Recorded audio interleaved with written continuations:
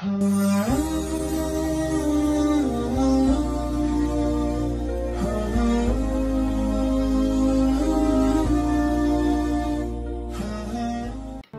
tanda-tandanya, ada ciri-cirinya, kira-kira begitu.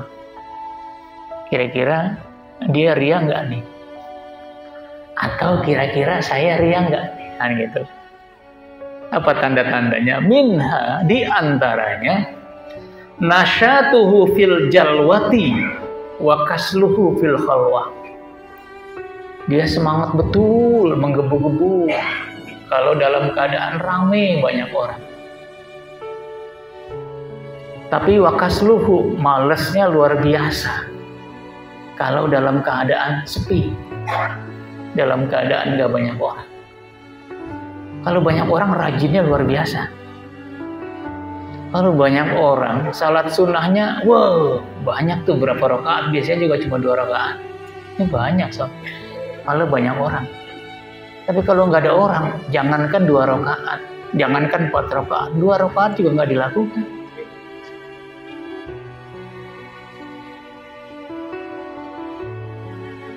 Assalamualaikum warahmatullahi wabarakatuh. Malam hari ini kita akan terus lanjutkan kaji dan ngaji kita Al-Hikam Syarah Ibnu Ajibah. Jadi Syarah Al-Hikam yang ditulis oleh Ibnu Ajibah ini, judul kitabnya adalah Iqazul Himam fi Syarhil Hikam. Jadi beberapa kesempatan ini saya akan membacakan, kita mengaji dan mengkaji apa yang ditulis oleh Ibnu Ajibah, menjelaskan ya, tentang kata-kata hikmah yang lahir dari seorang sufi besar, Ibnu Athaillah As-Sakandari. Lagi-lagi saya ingin sampaikan bahwa hikam ini sangat monumental, kitab ini sangat monumental. Jadi banyak ulama yang tertarik untuk mencoba bagaimana menjelaskan kata-kata hikmah itu. Jadi Abdullah Syarqawi punya versi yang penjelasannya, kemudian Ibnu Ajibah punya versi yang menjelaskannya, ulama lain juga. Substansinya sama, intinya sama, hanya luas penjelasannya barangkali ada tambahan-tambahan dari masing-masing ya, ulama untuk menjelaskannya dan menambahkannya, memperkayanya ya, dengan ada riwayat-riwayat dari sahabat, dari tabi'in, seperti ini, seperti Ibnu Ajibah ini. Begitu saya baca di Syarah Iqazul Himam ini banyak dia masukkan, penulis ini atau pensyarah ini banyak masukkan kata-kata hikmah juga dari Ali bin Abi Thalib ya, dari para sufi-sufi yang lain ya. Jadi dikutip untuk membantu menjelaskan apa yang dimaksudkan oleh Ibnu Athaillah As-Sakandari ya. Bisa jadi apa yang ditulis oleh Ibnu Ajibah tidak ditulis oleh Abdullah Asy-Syarqawi, bisa jadi begitu. Jadi saling melengkapi, saling memperluas penjelasannya. Tapi intinya mereka semua, substansinya, intinya apa yang dijelaskan itu sama. Ya. Hanya saling memperkaya aja satu sama lain. Ya. Jadi tidak beda sebenarnya.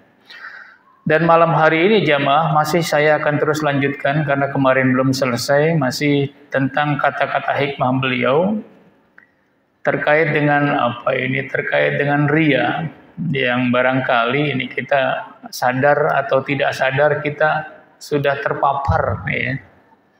Terpapar, terkontaminasi dengan sifat ini. Kalau sifat ini ada pada kita, ini berbahaya, sangat berbahaya. Karena Rasulullah sudah mengingatkan ini termasuk syirik ini. Cuma syirik kecil kalau ria itu. Inna akhwafa ma akhafu alaikum asyirkul asghar. Sesungguhnya yang paling aku khawatirkan, kata Nabi, yang terjadi, yang mungkin muncul di dalam diri umatku, kata Rasulullah. Apa yang beliau khawatirkan? Antara lain adalah syirkul asghar, syirik kecil. Syirik yang paling kecil. Apa syirik yang paling kecil itu? Ar-riya. Riya itu disebut dengan syirik juga. Cuma syiriknya syirik kecil. Kenapa menjadi syirik kecil? Karena ada saingan Allah.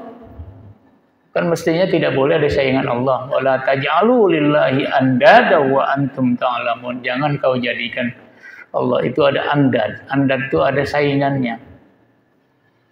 Ada versi lain, ya. Ada saingannya. Tidak, laisa kamitslihi syai'un, tidak ada yang menyerupai Allah Subhanahu wa taala, tidak boleh ada saingannya.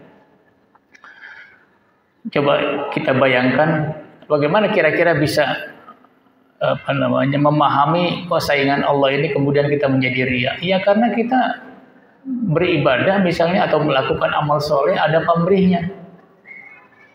Padahal kalau kita lakukan itu, kalau kita tidak riya, ya sudah. Memang Allah yang melihat, Allah yang menilai. Cukup Allah. Kalau riya kan tidak cukup Allah. Dia masih butuh dilihat tetangga, dilihat teman, dilihat atasan. Itu kan. Dia nggak yakin kalau Allah melihat. Dia masih butuh dilihat orang lain. Gitu ya. Ini menjadi andad namanya. Dia masih butuh dilihat oleh makhluk. Jadi tercemar tuh. Jadinya tidak inna salati wa nusuki wa mahyaya wa mamati lillahi rabbil alamin. Jadi tercemar itu. Bahkan beberapa waktu yang lalu sempat kita baca, kita akan ulang sedikit ini. Kalau bagi orang awam, ya barangkali bagi kita lah, katakanlah begitu, mayoritas kita, ya kita beribadah mengharapkan pahala saja dan supaya terhindar dari dosa saja, itu bagi orang arifin itu sudah termasuk riya. Karena ada pamrih beribadahnya, ada sesuatu yang diharapkan, ingin ada imbalan, ada reward. Bagi orang-orang arifin beribadah itu harus tanpa pamrih, pokoknya mengharap ridha Allah Subhanahu wa ta'ala. Makanya kalau orang beribadah mengharapkan pahala dan terhindar dari dosa, kalau ada ibadah itu atau larangan itu ancamannya berat, baru dia akan tinggalkan. Ya, karena dia melihat ancamannya, dosanya luar biasa berat, baru kemudian dia akan meninggalkan. Itu kan pamrih, Pak. Kalau ibadah itu berlipat ganda pahalanya, ya, baru dia rajin. Nah, itu berarti pamrih. Baru rajin. Kan begitu Pak kebanyakan kita. Itu tanda-tanda antara lain bahwa kita ini sudah terpapar, terjebak kepada riya. Versi arifin. Versi orang-orang yang ma'rifat kepada Allah Subhanahu wa taala. Tapi bagi versi awam disebutkan oleh Ibnu Ajibah, bagi orang-orang awam nggak ada masalah itu. Kita mengharapkan surganya Allah, kita mengharapkan terhindar dari api neraka, ya, dari dosa, ya. Itu bagi orang-orang awam nggak ada masalah. Itu masih bisa disebut dengan ikhlas. Ya. Masih bisa disebut dengan ikhlas. Ya, kelas kita sudah sampai di sini belum nih yang terakhir nih. Jangan-jangan kelas kita baru yang di pertama. Terus dari kita mulai mukallaf, ya, melaksanakan perintah agama, sampai kita diwafatkan, kelas kita masih yang namanya riya itu hanya sekedar dilihat orang. Ya, ada pamrih, ya. Belum sampai kelas kita itu ketika kita melaksanakan sesuatu yang diperintahkan Allah, kelas kita masih mengharapkan pahala, meninggalkan yang dilarang masih mengharapkan terhindar dari dosa, dari siksaan Allah Subhanahu wa taala. Gak ada masalah Pak, kalau kelas kita masih di situ, cuma kita nggak naik-naik kelas ya, nggak naik-naik kelas. Tapi minimal kita berharap bahwa apa yang dijanjikan Allah itu memang kita harapkan. Bahaya riya, Bapak buka nanti surat Al-Baqarah, surat kedua ayat 264. Ayat 264, ini ibadah kita menjadi zero Pak, blank. Apa blank zero apalah gitu, zong zong jadi nggak punya nilai apa-apa. Coba Bapak lihat nanti surat Al-Baqarah surat kedua ayat 264. A'udzubillahi minasyaitonirrajim. Ya ayyuhalladzina amanu la tubtilu shadaqatikum bil manni wal adza. Kalladzi yunfiqu malahu ria'an nas wa la yu'minu billahi wal yaumil akhir. Famasaluhu kamasali safwanin alaihi turabun fa'asabahu wabilun fatarakahu soda. La yaqdiruna ala syai'im mimma kasabu wallahu la yahdil qaumal kafirin. Terjemahannya begini. Wahai orang-orang yang beriman, janganlah kamu merusak. La tubtilu. Janganlah kamu merusak sedekahmu, infakmu, amalmu ya yang bersifat material. Bagaimana merusak itu bisa terjadi? Dengan menyebut-nyebutnya, disebut-sebut terus. Saya berinfak 2 juta. Semua sekampung tahu semua. Dia senang tuh. Karena dia ketahui banyak orang diceritain. Gitu kan. Padahal infaknya tahun berapa tuh? Tahun 2002 misalnya. Ini udah 2023. Masih terus. Bahasa kampung kita nih biasanya supaya kesohor lah disebut-sebut terus. Oh. Ya, tapi terus dia coba share. Ini juga media sosial hati-hati, Pak. Share gitu kan. Disebut-sebut terus. Itu bagian dari merusak infak atau sedekah yang kita sudah lakukan. Atau yang kedua adalah dengan menyakiti orang yang diberi infak. Bapak ngasih infak, kalau ada tukang minta-minta, ada orang yang butuh. Tapi sambil mangkel, Pak, sambil gerutu. Gerutu, Pak. Gerutu, ya infak infak, tapi mangkel. Gitu kan. Kasih sih 10.000, 20.000, tapi dalam hati mangkel bener. Males banget sih kamu, nggak kerja.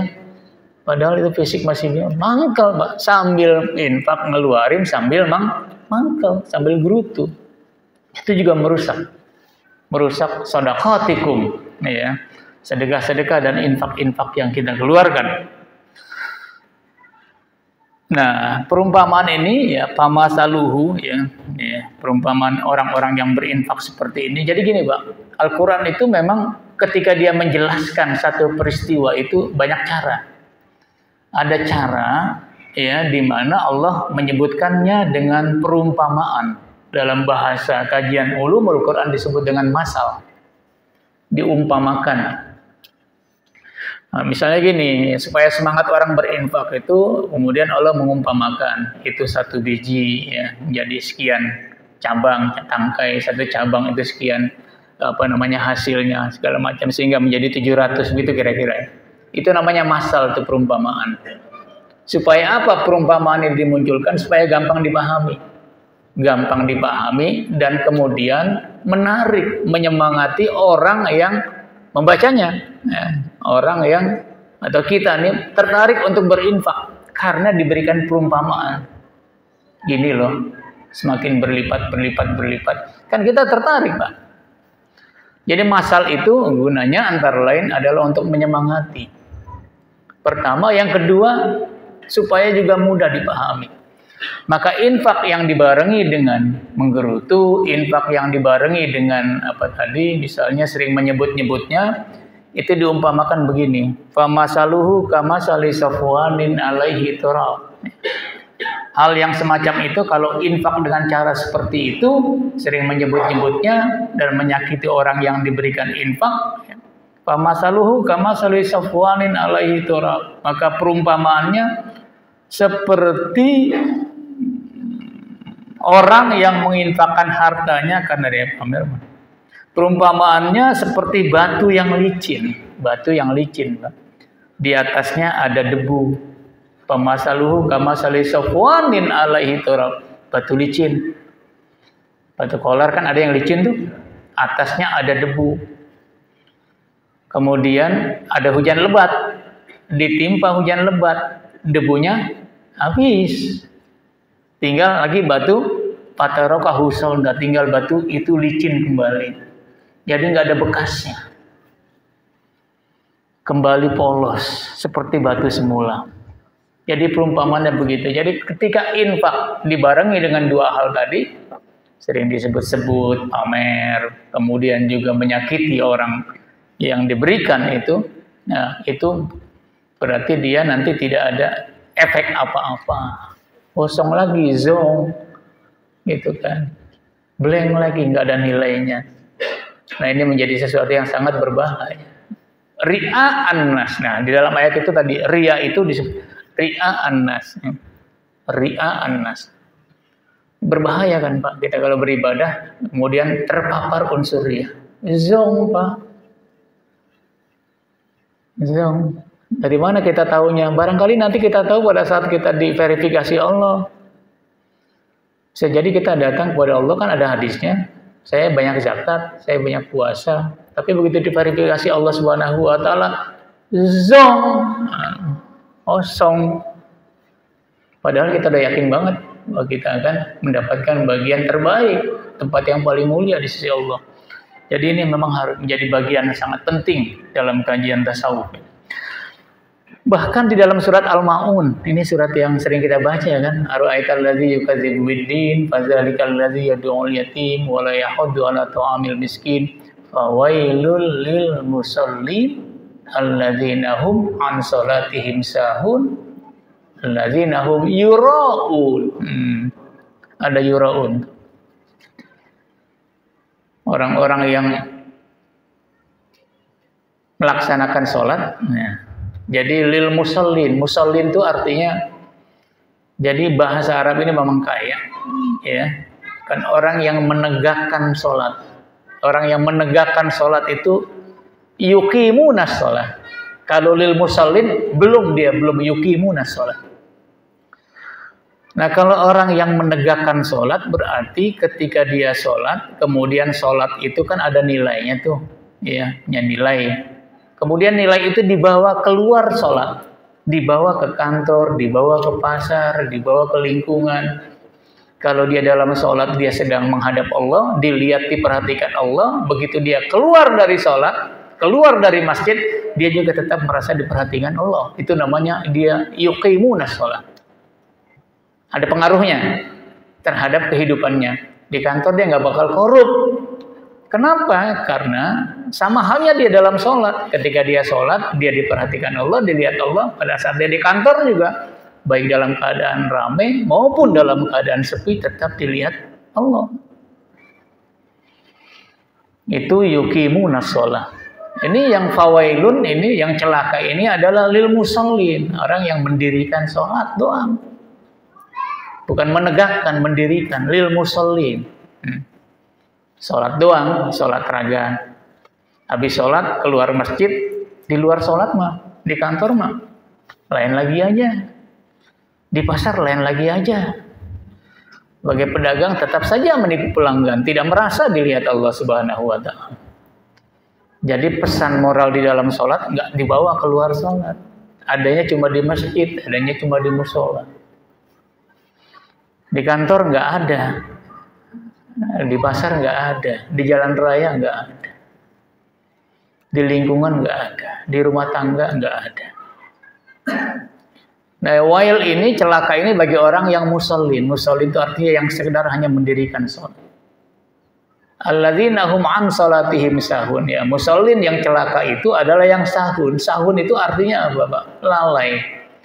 Lalai itu maksudnya apa? Ada sesuatu yang prioritas, yang harusnya itu dia lakukan, tetapi dia malah melakukan yang lain. Nah, itu namanya sahun. Harusnya ada sesuatu yang prioritas itu dia utamakan, itu yang mesti dia lakukan. Tetapi dia sahun, dia malah tidak itu yang dia lakukan. Dia lakukan yang lain. Dia lalai terhadap sesuatu yang prioritas. Makanya mestinya orang-orang yang musallin, yang sahun itu ketika dia sholat, itu kan dia harusnya lepas semua pikiran, hal-hal yang ada di luar itu nggak usah dibawa ke dalam sholat. Mana yang menjadi prioritas? Yang jadi prioritas adalah kita mengingat Allah Subhanahu wa ta'ala. Tapi kenyataannya kan enggak, Pak. Kita ingatnya juga yang lain di dalam sholat. Ramai kan pikiran kita dalam sholat. Ibu terburu-buru, waktu zuhur sudah mau habis, lagi goreng ikan. Ikannya udah matang sudah, tapi bentar lagi waktu zuhur selesai. Buru-buru ambil wudhu, langsung sholat zuhur.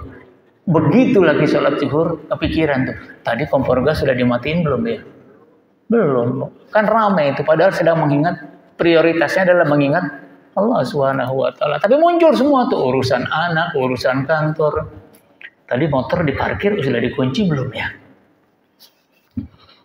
Tadi sendal, waduh sendal baru lagi bagus. Sudah dititipin belum ya? Gitu kan. Udah punya pengalaman hilang. Gitu ya. Jadi ramai pikiran kita, sahun kita. Padahal prioritas dalam sholat itu hanya ingat Allah Subhanahu. Itu yang wail tuh, yang fawailul lil musallin. Yang musallin tuh, yang begitu-begitu oleh Al-Quran disebut masih musallin. Nah, apalagi yang celaka, yang wailun tuh yang celaka selain sahun. Allah menyebutkan dalam surat Al-Maun, antara lain yang model kedua, yang pertama adalah sahun, yang lalai dengan yang prioritas. Yang kedua adalah yang yura'un. Yang yura'un, salatnya yura'un, supaya dinilai, dilihat, dipuji, dihormati, ya, dibilang orang yang rajin. Saya agak riskan juga sebenarnya, kalau nggak tahu ya, mungkin mudah-mudahan nggak begitu ya. Kadang saya suka lihat juga nih, misalnya ada siaran-siaran keagamaan di media TV, media pandang dengar, televisi, di TV One misalnya kan Damai Indonesiaku, atau ada macam-macam lah acara di iNews kalau hari Minggu kan banyak. Saya suka pikir saya, mudah-mudahan saya keliru. Ini Ustaz bawa tasbih, biji tasbih dibawa di zikir. Mudah-mudahan saya salah, ya. Dan mudah-mudahan mereka bukan karena ingin diposting, ya, disiarkan langsung. Cuma kesehariannya saya nggak tahu. Mudah-mudahan juga tetap tasbih terus dipegang dan terus berzikir. Tidak hanya ketika mau tapping, tidak hanya ketika mau syuting itu muncul. Kalau itu terjadi, berbahaya. Nah itulah nanti yang disebutkan di dalam kajian ini juga. Apa yang disampaikan itu ya oleh pemirsa didengar, tapi masuk kuping kanan, keluar kuping kiri. Tidak memberikan aura, tidak menyentuh hati, tidak berbekas. Karena muncul dari hati-hati yang memang di dalamnya ada ria, ya, ada sesuatu yang pamrih.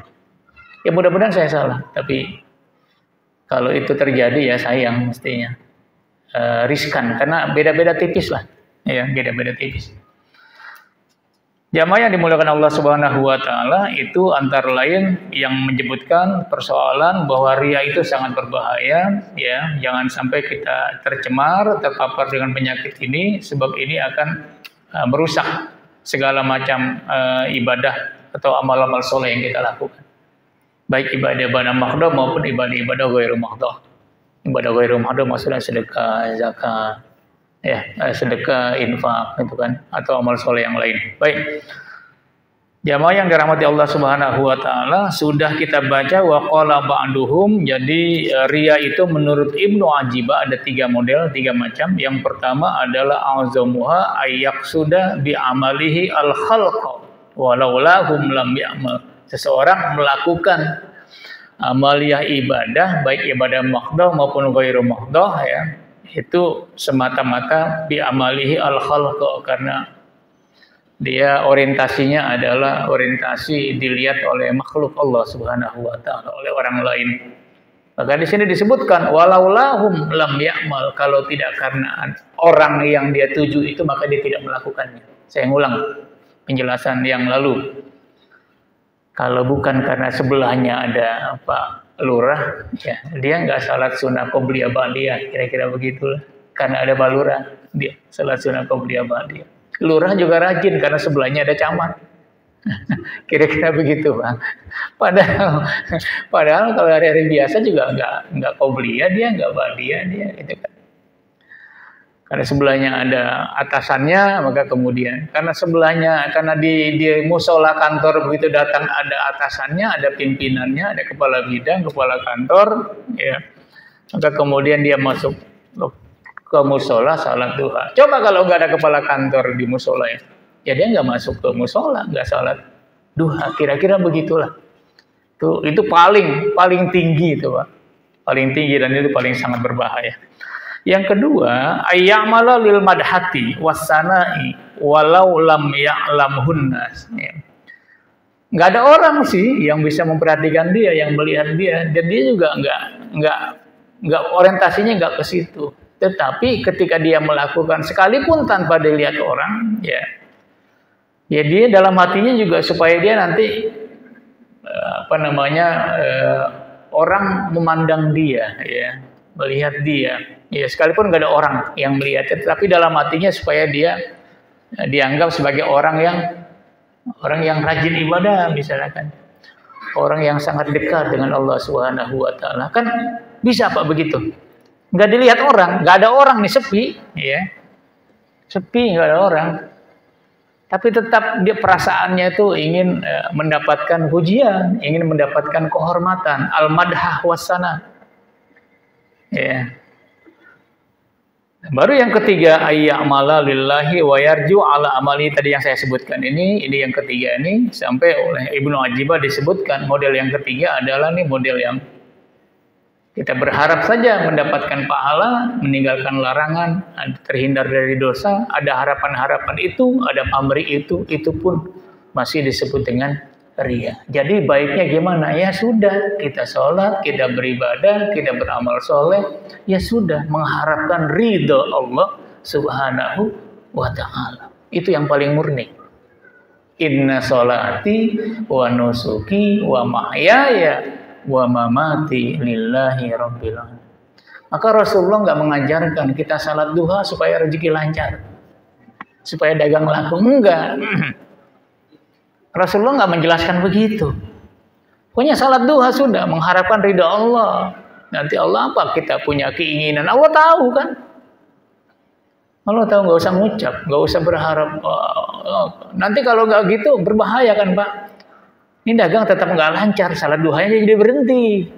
Kan itu Pak. Ya kalau ada pamrihnya gitu kan. Sholat hajat iya supaya hajatnya dimudahkan. Tapi ternyata nggak tercapai. Sholat hajatnya berhenti. Pasti itu Pak. Bukan hanya berhenti, menggerutu kepada Allah Subhanahu Wa Taala. Ya menggerutu Pak. Gerutu. Mana nih duha udah luar biasa, jungkir balik, tahajud juga, sholat hajat juga. Kemana Allah nih? Kan gitu. Itu orang sebelah tuh nggak sholat hajat, nggak sholat duha. Luar biasa tuh dagangannya ramai bener. Laku keras. Menggerutu Pak. Berhenti salat duhanya, berhenti puasa sunnahnya, berhenti tahajudnya, berhenti rajin baca Qur'annya.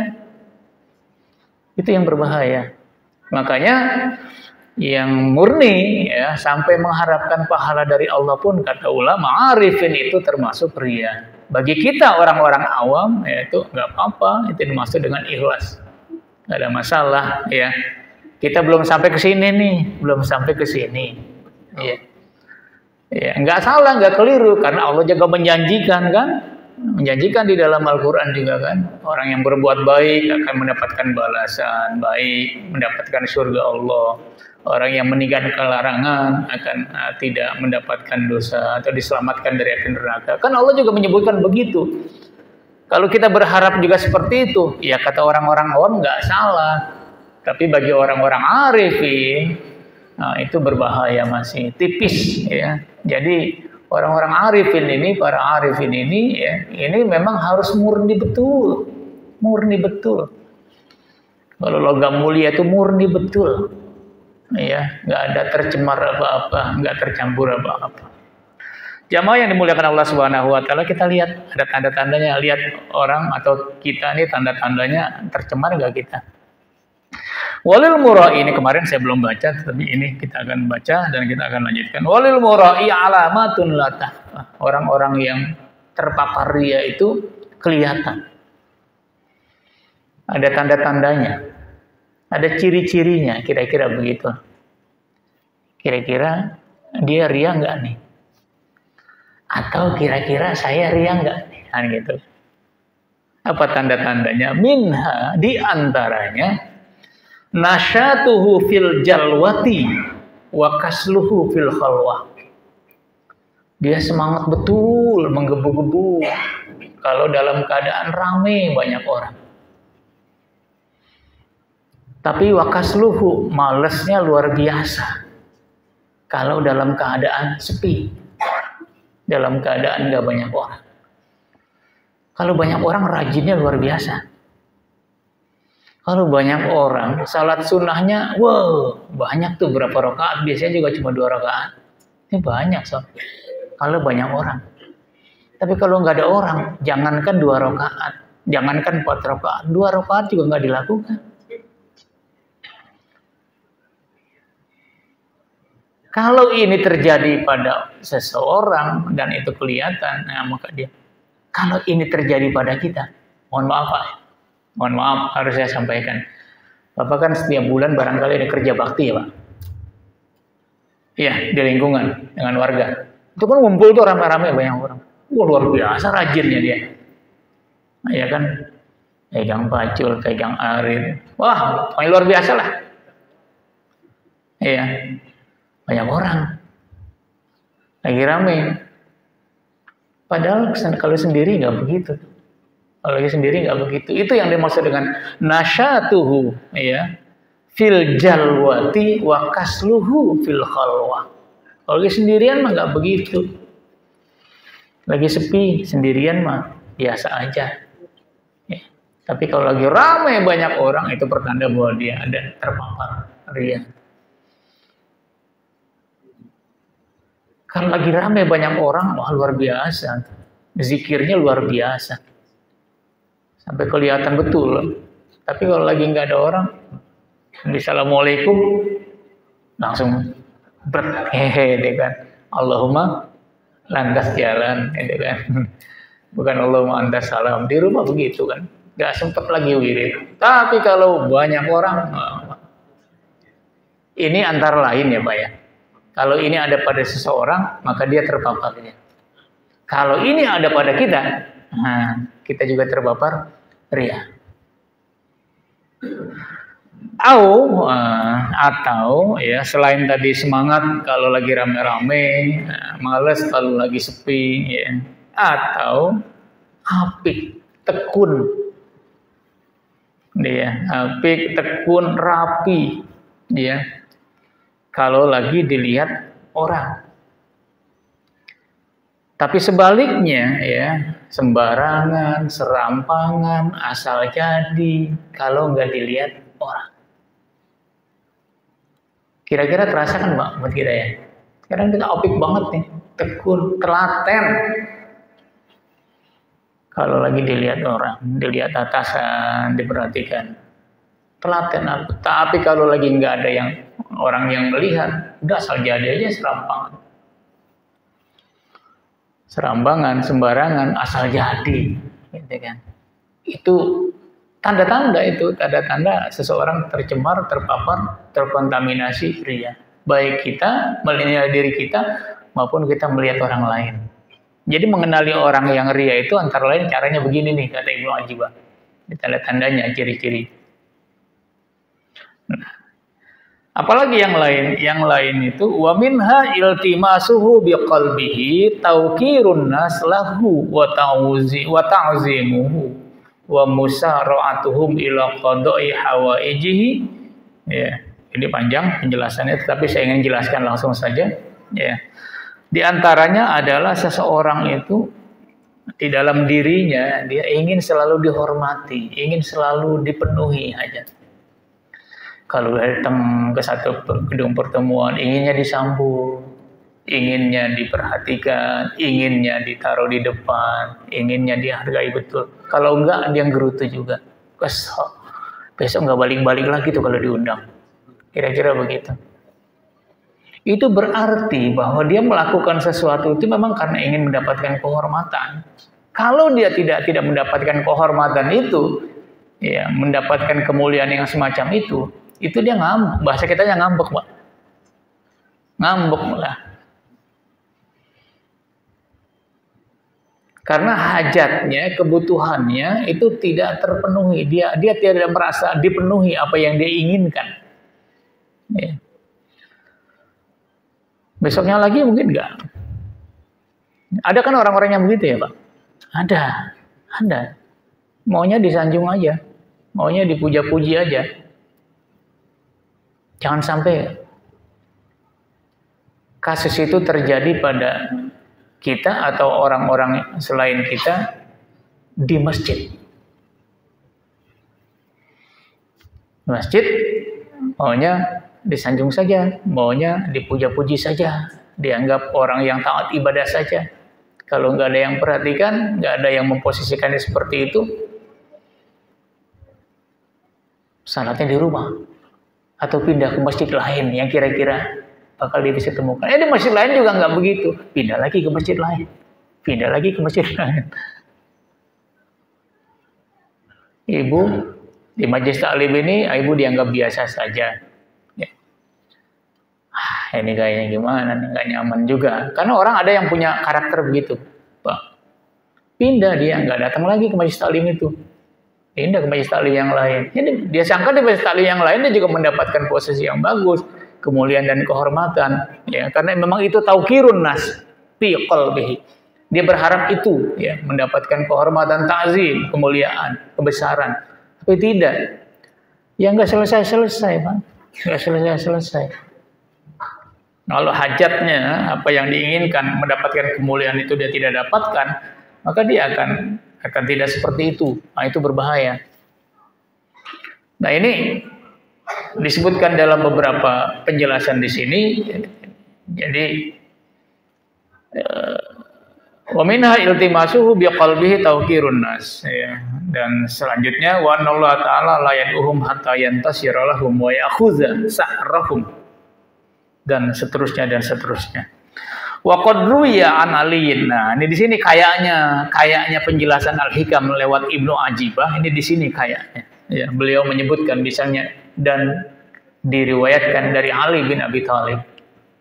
Jadi diperkaya. Ya. Di penjelasan Al-Hikam yang lain belum tentu ada penjelasan seperti ini. Ini memperkaya. Ada di dalam penjelasan Ibnu Ajibah. Wa qad ruya an aliyin, dan sebagaimana diriwayatkan, dilansir dalam bahasa sekarang ini atau disitir dari Ali bin Abi Thalib karramallahu wajhah, beliau menyebutkan begini, kata Ali bin Abi Thalib, Anallahu ta'ala yaqulu lil fuqara yaumal qiyamah, sesungguhnya Allah Subhanahu wa taala berkata, ya, kepada lil fuqara itu artinya orang-orang yang awam lah, yang cara beragamanya itu terlalu kelihatan mengharapkan sesuatu. Ya, tidak seperti arifin, ya. Ya, di dalam bahasa ini disebutkan al-fuqara, yang kelasnya paling rendah dalam beragama, mengharapkan sesuatu. Alam takunu turkhasu atau turakhasu alaikumul as'ar, bukankah sudah dimurahkan barang-barang yang menjadi kebutuhan pokok kalian? Alam takunu tuqdalakum hawaijukum al-hawaij, bukankah sudah terlaksana apa yang menjadi hajat-hajat kalian pada saat kalian masih hidup? Ya. Kemudian di dalam hadis yang lain juga disebutkan wa fil hadisil akhar la ajra lakum qad istawfaitum ujurakum. Kalau yang kau harapkan di dunia itu sudah Allah beri, ya, maka la ajra lakum, maka nanti pada saat di akhirat udah nggak ada bagiannya lagi. Karena mengharapkan itu kan sudah dipenuhi. Sudah diberikan, sudah dipenuhi. Salat duha supaya dagangannya lancar, sudah dipenuhi di dunia, sudah bagiannya itu saja. La ajra lakum qad istawfaitum ujurakum, nanti pada saat di akhirat sudah blank, nggak ada lagi, kan sudah dipenuhi. Karena tujuan pada saat beribadah adalah itu tujuannya. Padahal bukan itu sebenarnya. Yang paling penting, yang paling inti bukan itu, ya. Bukan dibalas mendapatkan balasan-balasan yang diharapkan atau diminta itu. Jadi kan ada hadis lain, ada ayat lain yang menyebutkan, ya, seandainya engkau berharap mendapatkan balasan di dunia, Allah akan balas dengan keadilannya, Allah akan balas. Ya. Siapa yang ingin mendapatkan balasannya bukan di dunia dan di akhirat, Allah juga akan balas. Allah juga akan balas di akhirat kelak. Cuma bagi orang yang berharap balasan di dunia, dia akan mendapatkan bagian di dunia saja. Karena sudah dikasih. Di akhirat nanti, ya, dia tidak akan mendapatkan apa-apa. Kosong. Kan sudah dipenuhi. Sudah diberi apa yang diminta, ya. Itu yang disebutkan oleh Ali bin Abi Thalib. Kalau ini terjadi, ya berarti memang kita beribadah karena ingin mendapatkan sesuatu itu. Itu merugi, karena kita hanya mendapatkan sesuatu pada saat kita masih hidup saja. Pada saat nanti sudah menghadap Allah Subhanahu wa taala, sudah kosong. Yang disebutkan di sini, la ajra lakum qad istawfaitum, sungguh telah dipenuhi ujurakum, ya, balasan-balasan yang kalian inginkan di dalam penjelasan. Nah, ini jamaah masih beberapa poin di dalam soal ini. Dan menjadi catatan kita di sini disebutkan wala yaslamu minar riya'i al-jalil wal khafi illa al-arifun al-muwahhidun.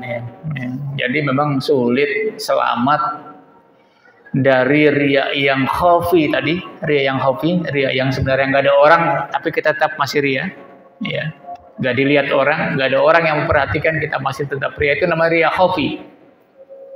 Atau riya yang jali, riya yang memang disaksikan orang, ada orang lain yang menyaksikan di tempat ramai. Kalau riya khafi itu di tempat sepi, nggak ada orang, kita masih ada perasaan juga ingin menunjukkan bahwa kita orang yang luar biasa, gitu kan, ya. Itu namanya riya khafi. Itu memang sulit selamat dari riya ini. Kecuali adalah orang-orang yang arifun, orang-orang yang ma'rifat pada Allah Subhanahu wa taala. Bahkan di dalam naskah ini disebutkan, kadang-kadang bisa menyelamatkan diri dari riya itu, kadang-kadang kesempatan yang lain nggak selamat juga. Itu sulitnya. Betapa sulitnya. Satu ketika kita bisa menyelamatkan diri, ya. Enggak lah, pokoknya polos sudah, enggak ada masalah, saya mau beramal berinfak sudahlah, enggak penting itu dilihat orang, dinilai orang. Satu ketika kita selamat itu. Tapi kali lain kadang-kadang terpapar, muncul. Kali lain pada kesempatan yang lain, pada perbuatan amal yang lain, kadang-kadang kita terpapar. Itu yang disebutkan betapa sulitnya menyelamatkan diri ini dari riya, baik yang khafi maupun yang jali. Betapa sulitnya. Ini di dalam penjelasan di sini juga disebutkan begitu, ada beberapa contoh sulit memang.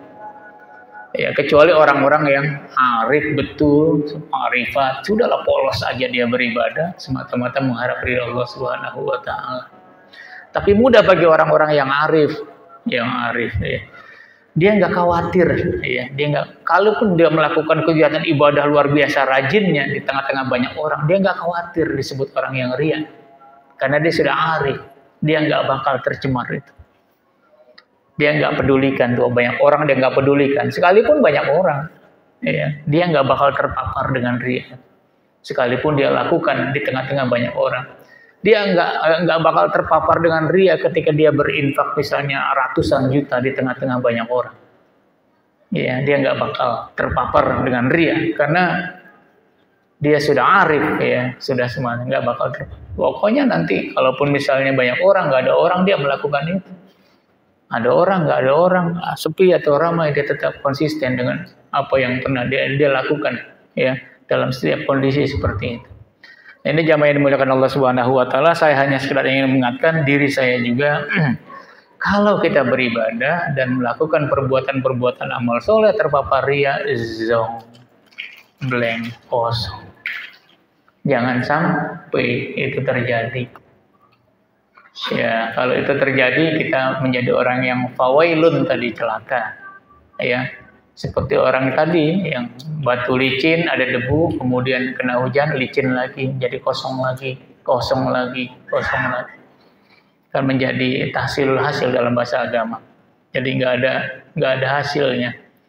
Nggak ada sesuatu yang signifikan, ya, yang bisa kita dapatkan lebih daripada itu. Ada yang ingin disampaikan? Ya, ya silakan. Waalaikumsalam warahmatullahi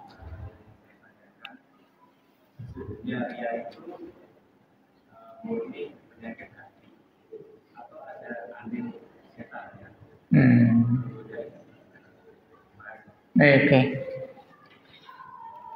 Apakah ria ini memang murni itu penyakit hati, ya, atau itu sesuatu yang dari luar gitu kan, ya, faktor eksternal atau faktor internal, ya.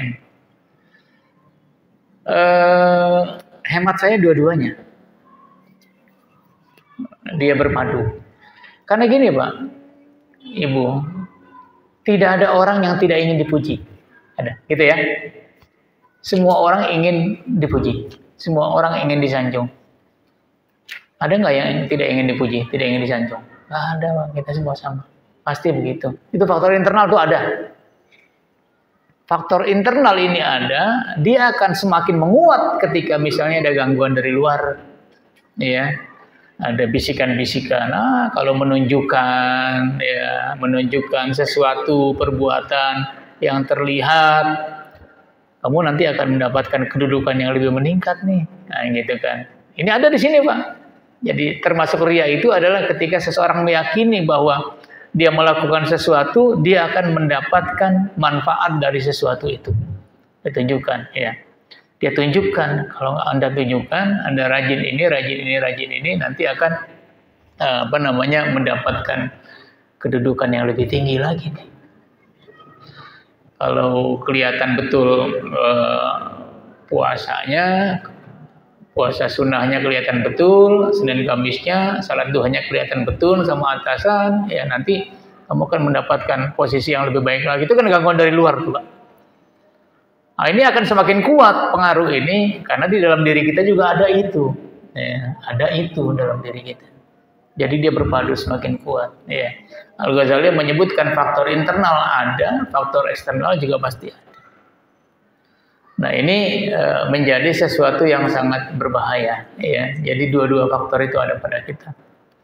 Ya, cara menghilangkannya bagaimana? Ya, cara menghilangkannya kita yang paling tahu, ya sudah. Dengan ya. Bagaimana kita misalnya salat itu bisa khusyuk dan semata-mata menghadap Allah Subhanahu wa taala, ya. Saya diberitahu sama seorang ulama besar, dia katakan caranya adalah, ya, bisa nggak kita pada saat kita sendiri kita berzikir, zikir kita sendiri, lalu kita konsentrasi penuh menghadap Allah Subhanahu wa taala, ingatan kita sudah nggak ada yang lain. Kalau kita bisa berzikir dengan cara semacam itu, ya, maka insya Allah dalam salat pun kita bisa akan melakukan itu. Tapi kalau kita berzikir aja nggak mampu konsentrasi, jangan diharapkan pada saat kita salat kita konsentrasi. Makanya ulama-ulama arifin tuh kalau zikir tuh bukan ratusan, Pak, ribuan setiap waktu. Itu dalam rangka terus, ya, menghaluskan konsentrasi. Tapi kalau duduk sebentar saja berzikir hanya ratusan atau puluhan saja juga.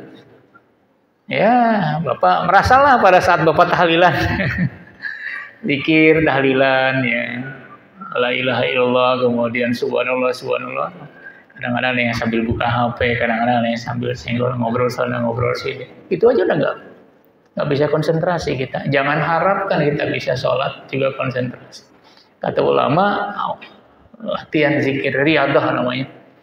Kalau di zikirnya kita bisa mampu, perlahan-lahan kita dalam waktu sejenak kita duduk 30 menit atau 15 menit, full sudah. Nggak ramai pikiran kita, semata-mata menghadap Allah Subhanahu wa taala. Perlahan-lahan itu akan bisa kita masukkan ketika kita melaksanakan sholat. Nggak bisa tiba-tiba sholat kita menjadi khusyuk tanpa kita melalui proses-proses yang kecil-kecil begitu. Sulit.